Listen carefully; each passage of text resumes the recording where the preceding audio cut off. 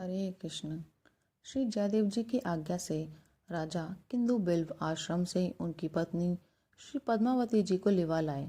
श्री पद्मावती जी रानी के निकट रनिवास में रहने लगी। एक दिन जब रानी पद्मावती के निकट बैठी थी, उसी समय किसी ने आकर रानी को सूचित किया कि तुम्हारा भाई शरीर छोड़कर देवलोकवासी हुआ और तुम्हारी भावजों में से एक सती हो गई। यह सुनकर रानी को अत्यंत आश्चर्य हुआ कि हमारी भाभी कितनी बड़ी सती साध्वी थी। श्री पद्मावती जी को इससे कुछ भी आश्चर्य न हुआ।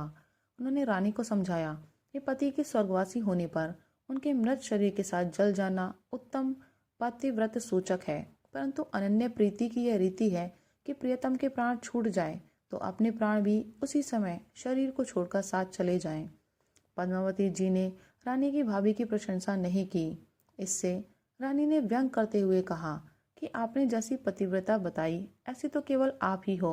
समय पाकर सब बात रानी ने राजा से कहकर फिर यूं कहा, आप स्वामी जी को थोड़ी देर के लिए बाग में ले जाओ, तब मैं देखूंगी कि इनकी पति में कैसी प्रीति है। राजा ने रानी का विचार सुनकर कहा कि यह उचित नहीं है।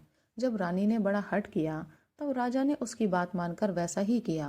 राजा के साथ स्वामी जी के बाग में चले जाने पर रानी की सिखाई हुई एक दासी ने आकर पद्मावती जी को सुनाया कि स्वामी जी भगवान के धाम को चले गए। यह सुनते ही रानी और समीप बैठी हुई स्त्रियां दुख प्रकट करने के ढोंग को रचकर धरती पर लौटने और रोने लगी। ध्यान द्वारा जानकर थोड़ी देर बाद भक्त वधु श्री पद्मावती जी बोली, अजी रानी जी, मेरे स्वामी जी तो बहुत अच्छी तरह से हैं, तुम अचानक ही इस प्रकार क्यों धोखे में आकर डर रही हो। रानी की माया का श्री पद्मावती जी पर कुछ भी प्रभाव नहीं हुआ। भेद खुल गया। इससे रानी को बड़ी लज्जा आई। जब कुछ दिन बीत गए तो फिर दूसरी रानी ने उसी प्रकार की तैयारी करके माया जाल रचा। श्री पद्मावती जी अपने मन में समझ गईं कि रानी परीक्षा लेना चाहती हैं तो परीक्षा दे ही देनी चाहिए। इस बार जैसे ही किसी दासी ने आकर कहा, अजी स्वामी जी तो प्रभु को प्राप्त हो गए, वैसे ही झट पति प्रेम से परिपूर्ण होकर श्री पद्मावती जी ने अपना शरीर छोड़ दिया। इनके मृतक शरीर को देखकर रानी का मुख कांतिहीन सफेद हो गया। राजा आए।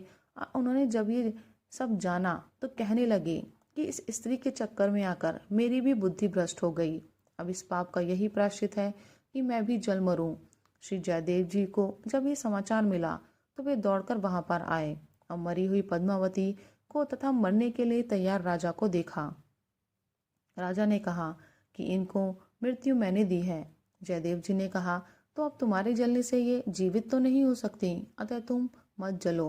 राजा ने कहा, महाराज अब तो मुझे जल ही जाना चाहिए, क्योंकि मैंने आपके सभी उपदोषों को धूल में मिला दिया। श्री जयदेव जी ने राजा को अनेक प्रकार से समझाया, परंतु उसके मन को कुछ भी शांति नहीं मिली। तब आपने गीत गोविंद की एक अष्टपदी का गान आरंभ किया। संगीत विधि से आलाप करते ही पद्मावती जी जीवित हो गईं। इतने पर भी राजा लज्जा के मारे मरा जा रहा था और आत्महत्या कर लेना चाहता था। वह बार बार मन में सोचता था कि ऐसे महापुरुष का संग पाकर भी मेरे मन में भक्ति का लेश मात्र भी नहीं आया। श्री जयदेव जी ने समझा बुझाकर राजा को शांत किया और किंदु बिल्व ग्राम को चले आए। राधे राधे।